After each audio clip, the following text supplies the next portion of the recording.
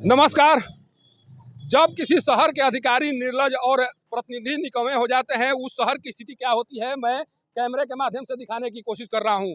यह सासाराम शहर का आईना है और इस आईने पर किस तरह से धूल की मोटी परत चढ़ चुकी है या किस तरह से कचरे को उस आईने पर डाल दिया गया है, जिस आईने के माध्यम से सासाराम शहर की तस्वीर झलकती है, उसको मैं कैमरे के माध्यम से दिखाने की कोशिश कर रहा हूँ। सोचिए कि ये सासाराम शहर का धरोहर है और जैसे ही सासाराम शहर की चर्चा होती है, इस शेर शाह सूरी का चर्चा हुए बिना एक तरह से सासाराम शहर की चर्चा जो है अधूरी मानी जाती है। लेकिन यहाँ के अधिकारी और प्रतिनिधियों के द्वारा किस तरह से इस शहर के जो हृदय स्थली को कबाड़ा बनाकर रख दिया गया है, वो उस तस्वीर को देखिए और समझिए कि सासाराम शहर के प्रतिनिधि और अधिकारी सासाराम शहर को किस तरह से नारकीय बनाने में लगे हुए हैं। मैं अधिकारियों को निर्लज इसलिए कह रहा हूँ कि जब कोई निर्लज हो जाता है तब उसके ऊपर किसी बात या किसी तरह के शब्दों का कोई असर नहीं होता है और इस रास्ते से जाने वाले लोग किस तरह के शब्द का प्रयोग कर रहे हैं अधिकारियों और प्रतिनिधियों के लिए, जब आप सुनेंगे या अधिकारी सुनेंगे तो दंग रह जाएंगे। लेकिन इसके बाद भी न तो अधिकारी पर इसका असर दिख रहा है और न प्रतिनिधियों पर असर दिख रहा है और लगातार अलग अलग तरह के दलीलें दी जा रही हैं और ये बताने की कोशिश की जा रही है कि सासाराम शहर को स्वच्छ रखने की कोशिश मेरे द्वारा की जा रही है। मैं बार बार वो तस्वीर दिखा रहा हूँ और इस तस्वीर को देखिए।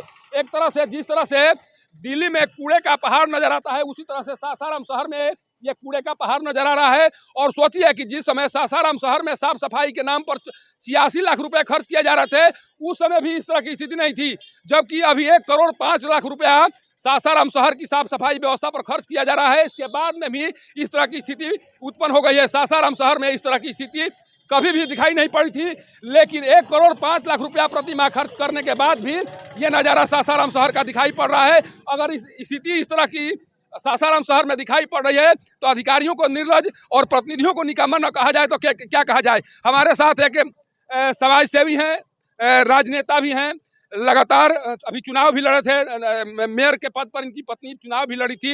इनसे समझने की कोशिश करते हैं कि जो स्थिति दिखाई पड़ रही है उसे आप कैसे देख रहे हैं। अच्छा, इसके लिए कौन जिम्मेवार है? इसके लिए सीधे यहाँ का जनप्रतिनिधि जो जीते हुए हैं, मेयर हैं, विधायक हैं और सबसे ज़्यादा मेयर हैं जिम्मेवार। इसलिए कि जनता उनको वोट देकर जिताई है यही काम करने के लिए। पदाधिकारी तो दूर से आते हैं और सबसे बड़ा यहाँ का है कि यहाँ जितने भी जीतते हैं लगभग भ्रष्ट लोग होते हैं। पैसा देकर, जाति और धर्म के नाम पर मुर्गा खिलाकर 500-1000 रुपया रोज देकर प्रचार करा के जिंदाबाद करा के और दारू पिलाकर एक वोट पर 1000-2000 रुपया देकर ये वोट खरीदते हैं। उसी का नतीजा है कि जब वो जीतेंगे तो सारे लूट मार मचाएंगे। सासाराम नगर निगम का इतिहास है कि यहाँ अध्यक्ष भी जेल जाता है और कार्यपालक अधिकारी भी जेल जाता है और आगे भी जाएगा। जब तक ये भ्रष्टाचार करेंगे तब तक जाएंगे। बहुत ही ये सासाराम शहर को लोग नरक बना दिए। अच्छा, इसके लिए नगर आयुक्त को दोषी नहीं मानेंगे आप? देखिए, वो जो अफसर हैं वो 5 साल के लिए नहीं आते हैं, वो पूरे लाइफ के लिए वो अफसर आते हैं जब तक उनका 62-63 साल जब तक उम्र रहता है। और यहाँ सारे लोग चोरी करने पर लगे हुए हैं तो अपना नौकरी नहीं ना देंगे। वो सारे लोग कमीशन लेने के लिए एकदम काम कुछ ना हो लेकिन सारा कमीशन हमको मिल जाए। जिस एजेंसी का चयन किया गया है साफ सफाई करने के लिए, उस एजेंसी के चयन में यहाँ के प्रतिनिधियों की कोई भूमिका नहीं है। केवल और केवल नगर आयुक्त और उनकी टीम के द्वारा उस एनजीओ का चयन किया गया जिसके द्वारा अभी सासाराम शहर में साफ सफाई का कार्य किया जा रहा है। आखिर उनके स्तर से ऐसे एनजीओ का चयन क्यों किया गया जिससे सासाराम शहर साफ ही न हो? यह जिम्मेवारी उनके ऊपर बनती है कि नहीं बनती है? देखिए, पहले से प्रतिनिधि कमीशन ले चुके थे और अफसर को जानकारी नहीं था। उसी का देन है कि पदाधिकारी तो किसी न किसी एनजीओ के देते और वहाँ हर जगह कमीशन लिया जा रहा है। तो जब कमीशन वो लाखों रुपया देगा तो काम क्यों करेगा? तो पिछली बार तो 86 लाख में हुआ था, इस बार 1 करोड़ 5 लाख में हुआ है। आखिर कमीशन कौन खाया है ज़्यादा? देखिए, चुनाव में जो लोग पैसा फेंके हैं वो क्यों पैसा फेंके हैं? अगर हरिचंद थे तो पैसा क्यों फेंकते?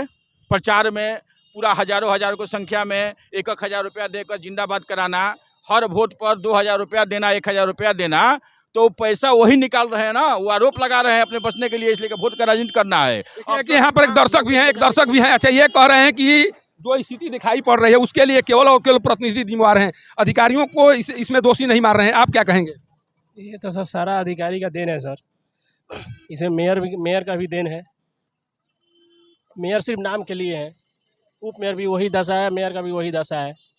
आप लोगों को पछतावा हो रहा है कि हमारे शहर में एक ऐसे प्रतिनिधि का चयन हुआ है जो शहर के लिए कुछ नहीं कर रहे हैं लोग? बहुत बहुत बहुत बहुत पछतावा हो रहा है सर। अच्छा, कैसा लग रहा है यहाँ की स्थिति किस तरह की लग रही है? बहुत खराब लग रही है, धरोहर चीज़ है यहाँ पे। डीएम साहब को भी इस पर ध्यान नहीं पड़ रहा है कि हाँ, ये धरोहर के बगल में कूड़ा करकट फेंकवा रहे हैं। देखिए, यहाँ के जितने भी अधिकारी और प्रतिनिधि हैं उन्हें नास्तिक भी कहा जा सकता है। कल जन्माष्टमी का पर्व था, आज चेहल्लुम का पर्व पूरे सासाराम शहर में मनाया जा रहा है, लेकिन इन नास्तिक प्रतिनिधि और अधिकारियों को इतना भी समझ नहीं है कि पर्व त्यौहार के अवसर पर शहर को किस तरह से साफ रखना है। इसी रास्ते से जो चेहल्लुम मना रहे हैं वो जाते हैं करबला मैदान, इधर में इसी रास्ते में पड़ता है, और इसी रास्ते से होकर जितने भी मुस्लिम वर्ग के लोग हैं या जो भी चेहल्लुम मनाते हैं वो जा रहे हैं और इसी रास्ते से होकर जा रहे हैं। सोचिए कि इसी रास्ते से करबला में जा रहे हैं पूजा अर्चना करने के लिए, लेकिन इन नास्तिकों को इतना भी पता नहीं है कि इस रास्ते से जाने के क्रम में उन्हें किस तरह की परेशानी आ रही होगी।